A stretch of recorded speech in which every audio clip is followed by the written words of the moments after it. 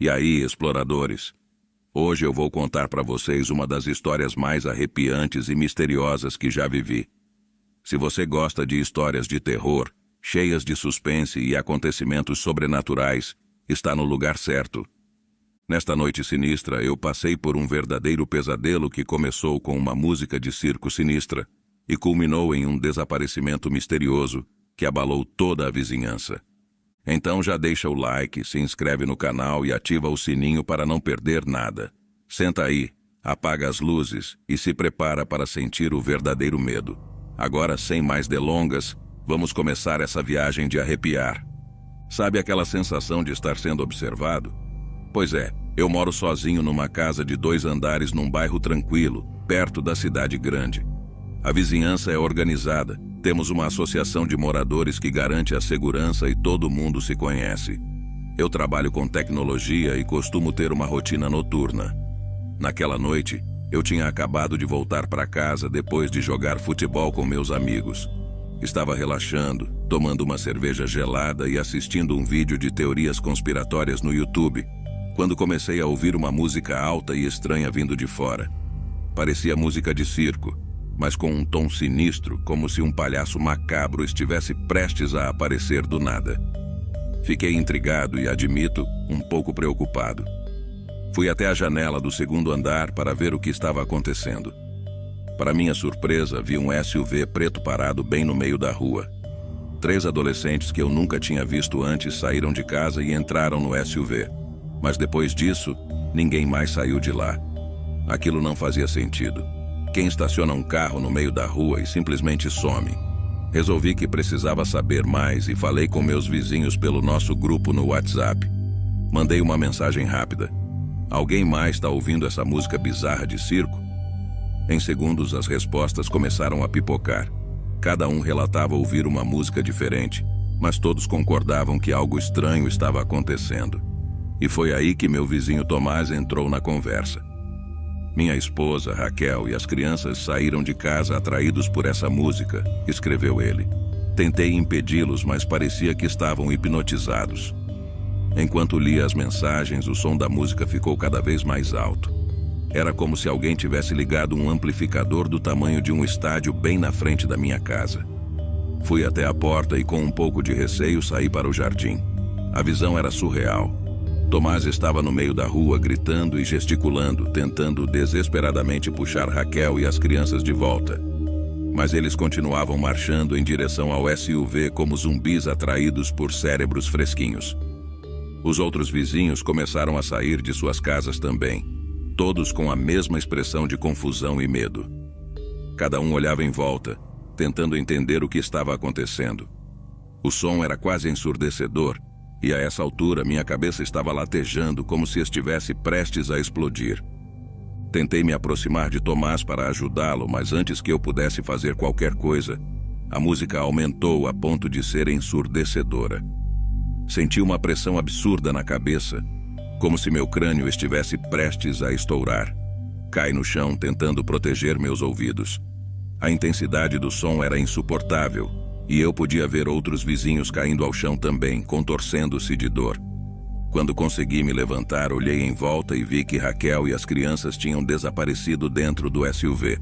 Tomás, em um ato de desespero, pegou um taco de beisebol que estava jogado no gramado e correu em direção ao carro.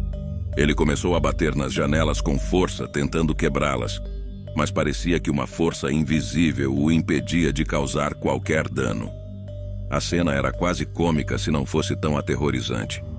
Tomás, um homem robusto e normalmente calmo, estava ali, desesperado, batendo no SUV com um taco de beisebol como se estivesse tentando matar um mosquito gigante. De repente, algo jogou Tomás para trás com uma força tremenda. Ele caiu no chão, sangrando e gritando de dor. Corri até ele junto com outros vizinhos, mas parecia que cada passo em direção ao SUV era como caminhar contra uma correnteza invisível e poderosa. Tentei segurar Tomás e acalmá-lo, mas ele estava em estado de choque. Eles levaram minha família, ele gritava repetidamente, os olhos arregalados de medo e dor. Enquanto isso, outros vizinhos se aproximavam, tentando entender o que estava acontecendo. A música continuava, mais alta e mais perturbadora a cada segundo. O medo começou a tomar conta de mim. Aquilo não era normal, não era humano. Algo muito errado estava acontecendo ali. Foi então que um dos vizinhos, um cara que sempre foi meio paranoico com teorias da conspiração, gritou: "É um experimento do governo. Eles estão nos usando como cobaias." Normalmente eu teria rido de algo assim, mas naquele momento tudo parecia possível. A situação era tão bizarra que qualquer explicação, por mais absurda que fosse, parecia plausível. Enquanto tentávamos entender o que estava acontecendo, a música finalmente parou. Um silêncio pesado tomou conta do ambiente e podíamos ouvir apenas a respiração ofegante de Tomás e os murmúrios assustados dos vizinhos. A atmosfera era carregada de tensão e pavor.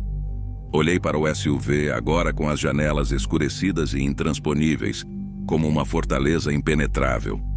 O que mais me assustava era a sensação de impotência. Nós, que sempre nos orgulhávamos de ser uma comunidade unida e segura, agora estávamos à mercê de algo que não conseguíamos compreender. E a pior parte: aquilo parecia apenas o começo.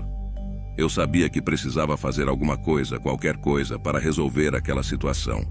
Não podia simplesmente ficar parado enquanto meus amigos e vizinhos eram levados por aquela força misteriosa. E foi assim que, com o coração na boca e as pernas tremendo, tomei a decisão de me aproximar do SUV e enfrentar o desconhecido. Algo dentro de mim dizia que, se não agisse rápido, mais vidas seriam perdidas para essa presença sinistra e inexplicável. Eu e os outros vizinhos tentamos ajudar Tomás, mas parecia que estávamos enfrentando algo muito além do nosso entendimento. A cada tentativa de nos aproximarmos do SUV, éramos repelidos por essa força invisível. A música continuava tocando mais alta e mais sinistra a cada segundo. Senti um calafrio subir pela espinha e comecei a perceber que estávamos lidando com algo sobrenatural. Tomás, desesperado e ferido, continuava gritando os nomes de Raquel e dos filhos. A cena era devastadora. A essa altura, a música tinha se tornado uma tortura auditiva e eu sentia como se meus tímpanos fossem estourar. Decidi que precisava fazer algo radical. Não podia simplesmente ficar ali parado enquanto meus vizinhos eram engolidos por essa força desconhecida. "Eu vou entrar nesse carro e acabar com tudo isso", gritei, tentando me convencer de que tinha coragem suficiente para enfrentar o desconhecido. Corri até o SUV, ignorando a dor que sentia em cada passo. Quando cheguei ao veículo, senti uma resistência quase física, como se estivesse tentando passar por uma barreira invisível. Com muita dificuldade, consegui abrir a porta do SUV. Entrei e comecei a pressionar todos os botões que via pela frente. O painel estava cheio de luzes piscando e sons bizarros. De repente, tudo ao meu redor ficou escuro. Senti como se estivesse sendo sugado por um turbilhão. A sensação de ser sugado foi tão intensa que perdi completamente a noção de tempo e espaço. Era como se meu corpo estivesse sendo desintegrado e reconstruído ao mesmo tempo. E claro, minha mente começou a questionar a sanidade da minha decisão. "Parabéns, Pedro, você conseguiu transformar uma noite de futebol em um filme de terror", pensei, tentando manter algum resquício de humor para não enlouquecer. Quando finalmente o puxão parou, me vi em um espaço completamente diferente. O ambiente era escuro, exceto por algumas luzes piscando no painel do SUV. O silêncio era ensurdecedor depois de tanto barulho. Olhei em volta, tentando entender onde estava. Tudo parecia distorcido, como se a realidade ao meu redor estivesse se contorcendo e se moldando de maneira anômala. Desesperado, comecei a pressionar mais botões, esperando que algo fizesse sentido. Mas nada parecia funcionar. Foi quando ouvi um som que não esperava ouvir novamente. Risos. Mas não eram risos normais, eram risos distorcidos, quase demoníacos. Arrepiei dos pés à cabeça e senti que precisava sair dali imediatamente. Tentando abrir a porta do SUV, percebi que estava trancada. Forcei com toda a minha força, mas parecia que a porta estava selada por algum tipo de magia ou tecnologia que eu não compreendia. A sensação de claustrofobia começou a tomar conta de mim. E se eu nunca saísse dali? E se ficasse preso naquele pesadelo para sempre? Foi então que, num último ato de desespero, eu me joguei contra a porta com toda a força que me restava. A porta se abriu com um estrondo e eu fui lançado para fora do veículo. A sensação de liberdade foi breve, pois logo percebi que estava caindo. Caindo em direção a um vazio negro e infinito. Enquanto caía, meu corpo girava e minha mente parecia se despedaçar em 1000 fragmentos. Lembranças passavam pela minha cabeça como um filme em alta velocidade. Minha infância, minha adolescência, meus amigos, minha família. Tudo se misturava num turbilhão de emoções e sensações. Finalmente senti um impacto violento. A dor foi imediata, mas trouxe de volta a consciência de que eu ainda estava vivo. Quando acordei, estava em um lugar completamente diferente. O sol brilhava intensamente, cegando meus olhos, e percebi que estava deitado no meio de um campo. Pior ainda, estava sem roupas. Olhei ao redor, desorientado, tentando entender onde estava e como tinha chegado ali. Um grupo de pessoas se aproximou, olhando para mim com curiosidade e preocupação. "Você está bem?", perguntou uma mulher com um tom de voz gentil, mas com um olhar de quem tinha acabado de ver um fantasma.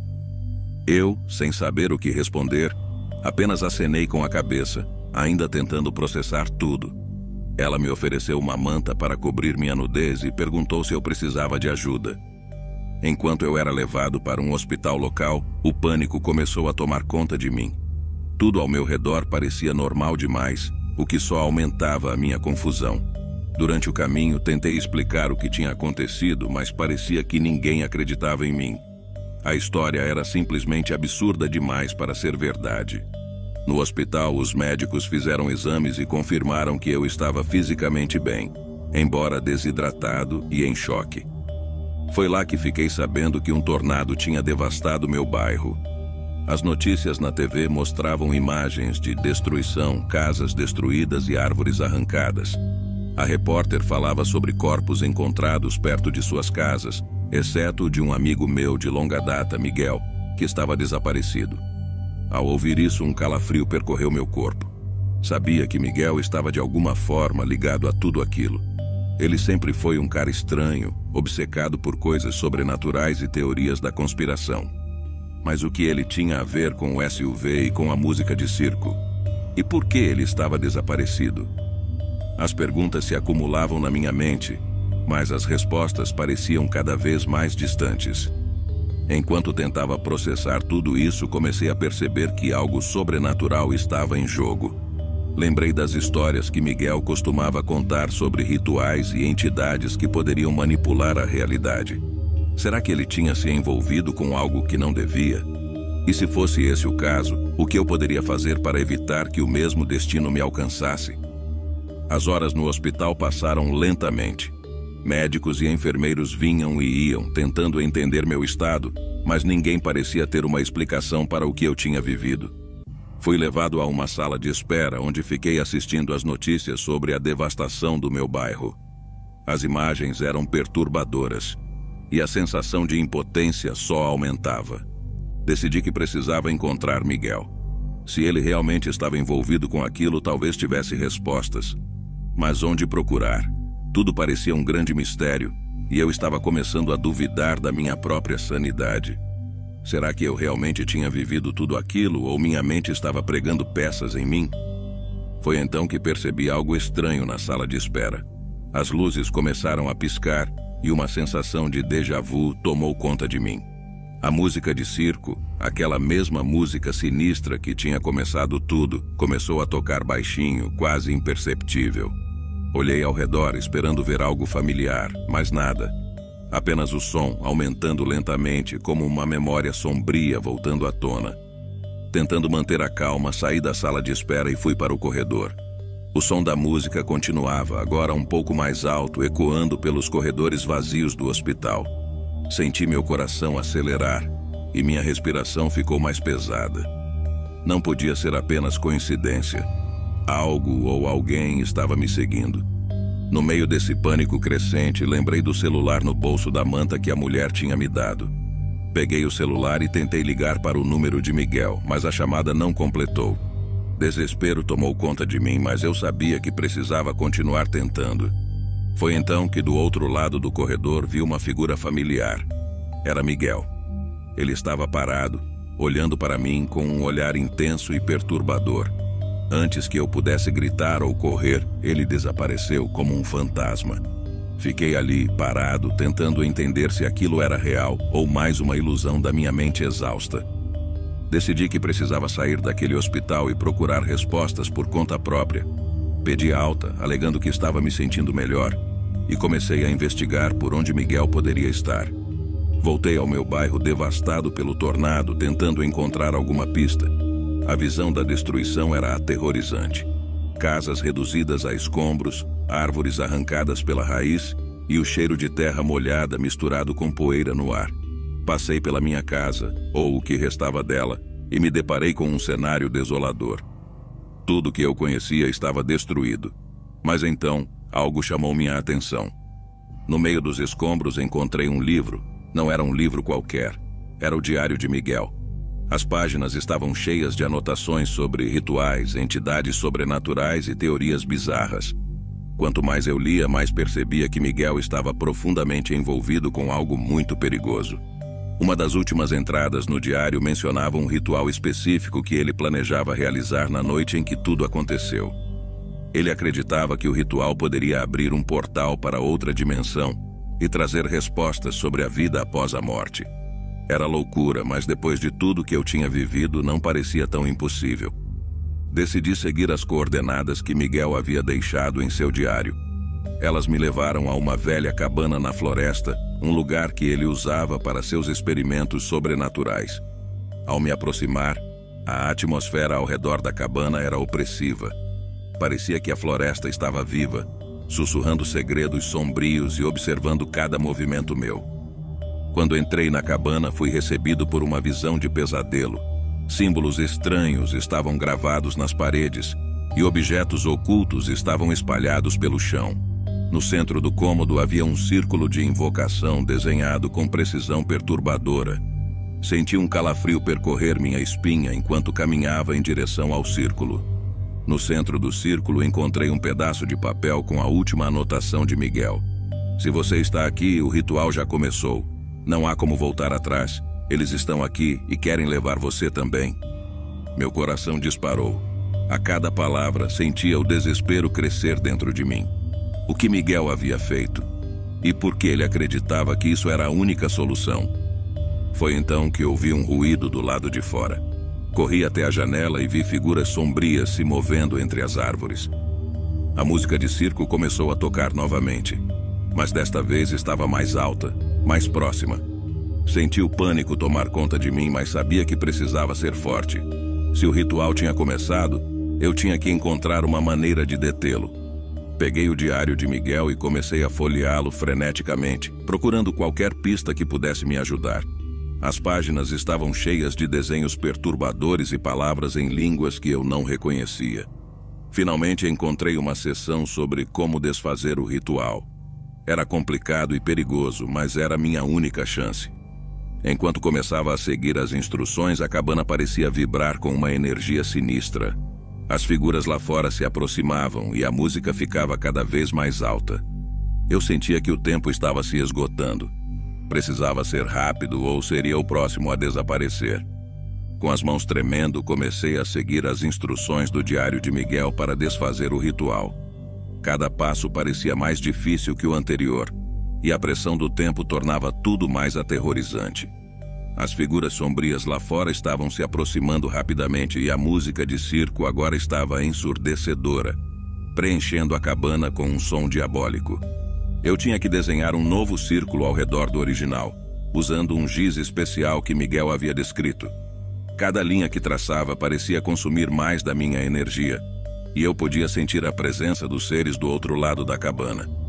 Seus murmúrios incompreensíveis me cercavam, e o ar ficou pesado, quase impossível de respirar. Com o círculo finalmente completo, era hora de recitar a invocação para desfazer o portal.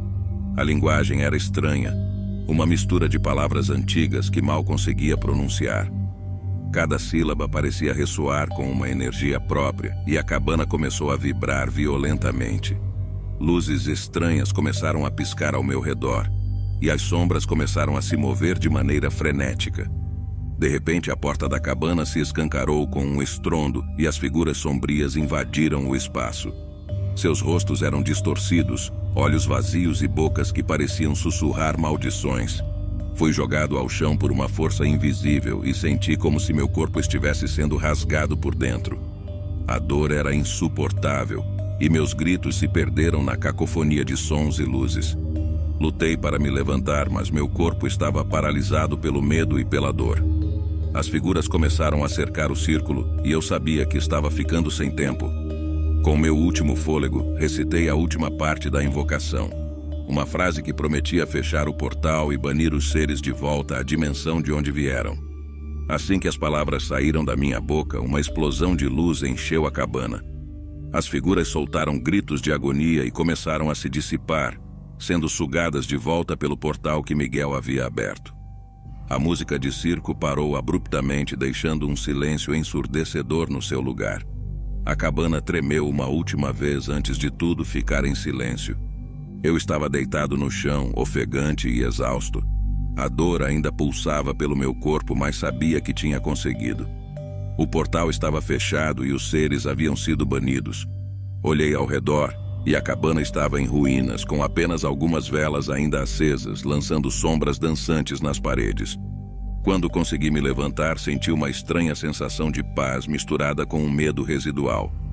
Saí da cabana, sentindo o ar frio da noite na pele, e olhei para o céu estrelado. Tudo parecia tão normal, mas eu sabia que nunca mais seria o mesmo. Enquanto caminhava de volta para o bairro destruído, uma última visão me paralisou. Entre as árvores, vi a figura de Miguel olhando para mim com um olhar enigmático.